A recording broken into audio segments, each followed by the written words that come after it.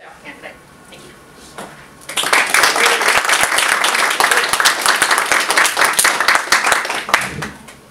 Well, thank you for coming. Thank you for voting if you did. Thank you for everything you do for the Green cause and for the Green Party. And thank you for the trust that you put in me to carry this work forward. I'm thrilled to be here. I can think of no greater honour than to represent us in Norwich and in Westminster. We are a gentle, determined and passionate people demanding the impossible and sometimes getting it, like when we stopped the incinerator. Polls have put us on 20% before we even have a candidate in place.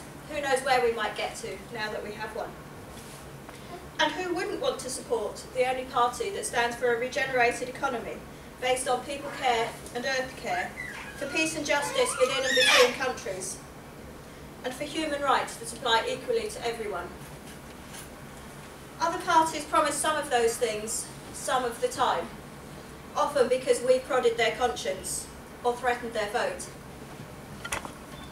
But what they deliver in office is rather different. There's never been a greater need for a successful Green Party. Climate change, the big dismantling of society, growing insecurity in work, welfare, and the ability to meet basic needs.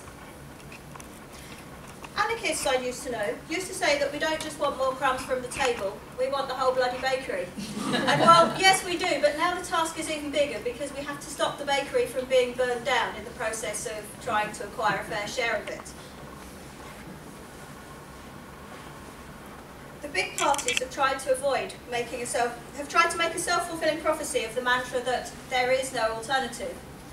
A self-fulfilling prophecy in the sense that they're so similar, there isn't much to choose between them.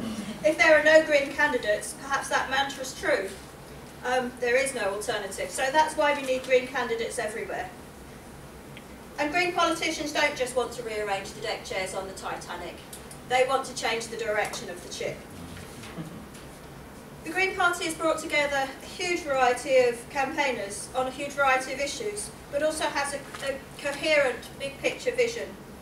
We know that another world is possible, and we take whatever steps we can to move us in the right direction.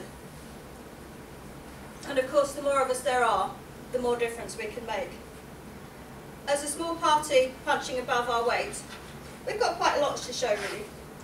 Norwich City and County Councillors have stopped the incinerator, and may well stop the northern distributor route. Both expensive and destructive white elephants that would take us in the wrong direction, away from the low-carbon, sustainable and equitable future that we want. County councillors have changed the way council works from a cabinet system to a committee system, which means that a lot more councillors can get involved in how things run, and we hope to do the same at City Hall. City and county councillors have kept public spaces public, like Wensum Lodge, like the Britain's Arms, and like the community garden that you can see from that window. We've led on tackling the excesses of the late night zone and forced the council to take action.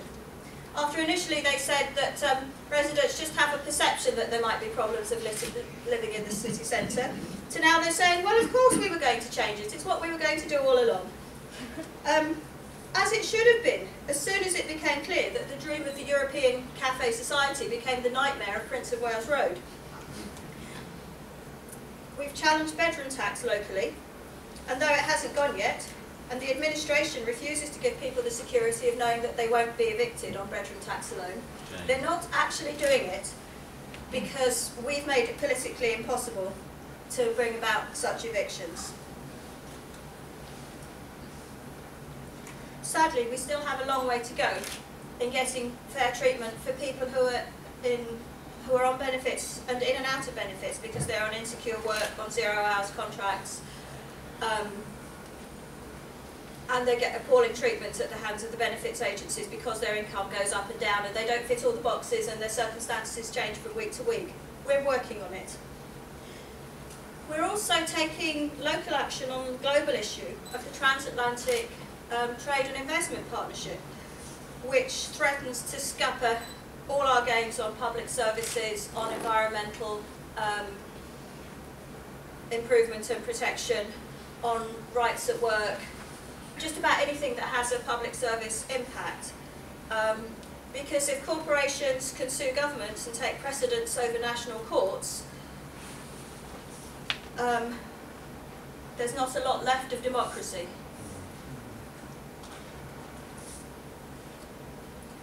We put a motion on this to council, and the administration wouldn't accept it. They asked us if we'd accept an amendment. So I said, well, yes, we probably would if it involved rewriting it to put the public interest at its heart. But they weren't interested. However, they made it politically unacceptable to kick it out, so they referred it to Cabinet instead, which normally means kicking it upstairs, but we're going to push it and try and get an officer's report and see what we can do about that as part of a much wider movement, because the more people know about TTIP, the less they like it, and the more active they're going to be in fighting it. Brighton councillors have introduced a living wage for all council-employed staff and supported a citywide living wage, which 80% of private sector businesses have signed up for. Our Green MP has asked so many questions I've lost count, but many of them have put issues on the agenda that were previously taken for granted under the TINA, there is no alternative mantra. She's introduced a bill to reverse privatisation of the railway, helped force the U-turn on selling our forest, and played a very significant role in resisting NHS privatisation. Greens are also a force to be reckoned with in Europe, and we now have 3 Euro MEPs. The Green Group has won tougher climate change and environmental targets. They've secured a cap on bankers' bonuses and helped ban animal testing on cosmetics, as well as pushing through a ban on bee-killing toxins, the neonics. Caroline has set a very high standard and is a hard act to follow, but Natalie has risen to the challenge, and I hope so as well, as MP. We're on a learning curve. We don't know the outcome, but I'd encourage you to look on our campaigning as an adventure. The stakes are high, the odds are tough, the outcome is uncertain, but my expectation is we can help each other to achieve great things.